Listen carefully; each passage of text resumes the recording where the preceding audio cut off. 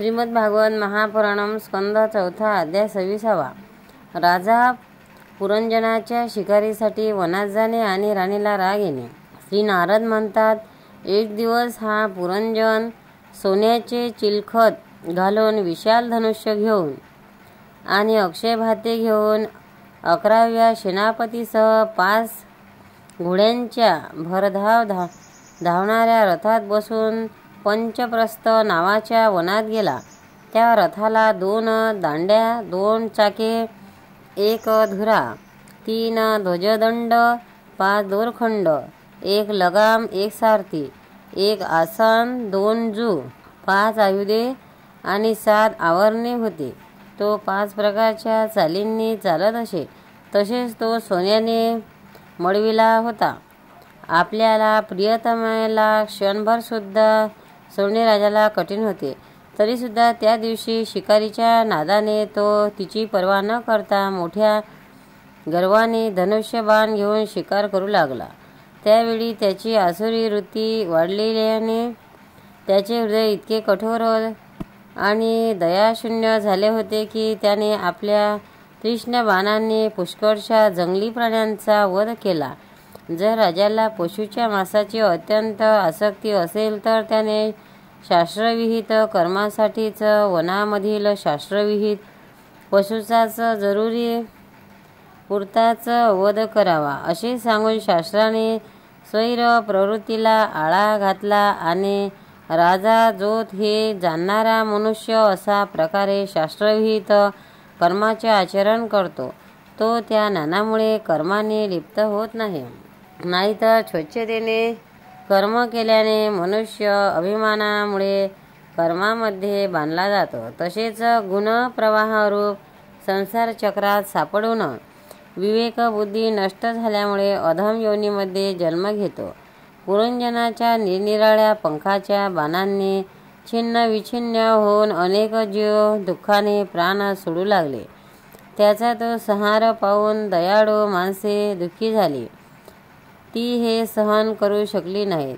तेथे ससे, डुक्कर, रेंडे, गोरेंडे, कृष्णमृग, साळी, मेध तसेच इतरही पुष्कळशा पशूंचा वध करता करता राजा थकून गेला. तेव्हा तो तहानभुकेने अत्यंत व्याकुळ होऊन वनातून राजमहालात परतला. तेथे त्याने स्नान व भोजन करून थोडी विश्रांती घेऊन थकवा नाहीसा केला. नंतर गंध, चंदन, पुष्पमाळा वगैरे घालून अंगावर अलंकार चढविले. तेव्हा त्याला आपल्या प्रियतमाची आठवण झाली. तो भोजनाने तृप्त होऊन आनंदित झालेला गर्विष्ठ राजा कामाने व्यथित होऊन आपल्या सुंदर पत्नीला शोधू लागला, पण ती त्याला कुठे दिसती नाही.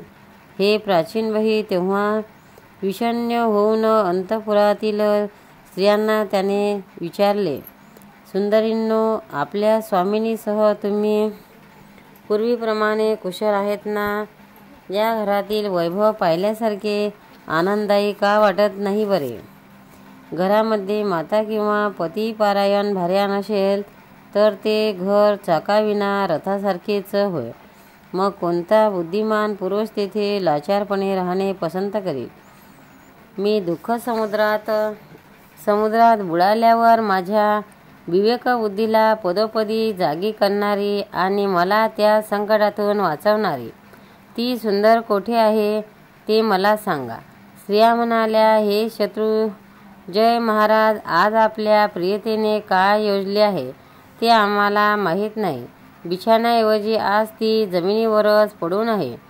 श्री नारद म्हणतात, राजन, त्या स्त्रियाच्या संगाने राजा पुरंदराचा विवेक नष्ट झाला होता. म्हणून आपली राणी जमिनीवर अस्ताव्यस्त अवस्थेत पडलेली पाहून तो अत्यंत व्याकुळ झाला.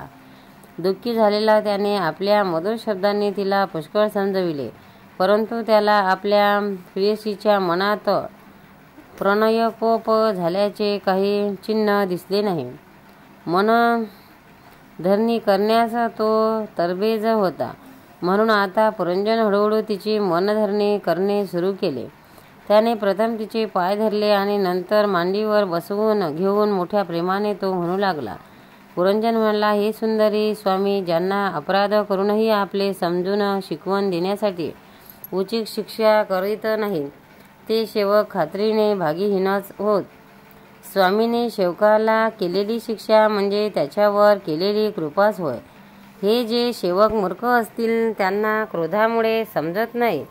सुंदर दंतपंक्ती आणि मनोहर भुवयामुळे शोभिवंत दिसणाऱ्या हे मनस्विनी आता राग आवर आणि एक वेळ मला आपल्या समजून प्रेमपूर्ण लज्जेने झुकलेले आणि मधुर हास्ययुक्त असे आपले सुंदर मुख मला दाखव.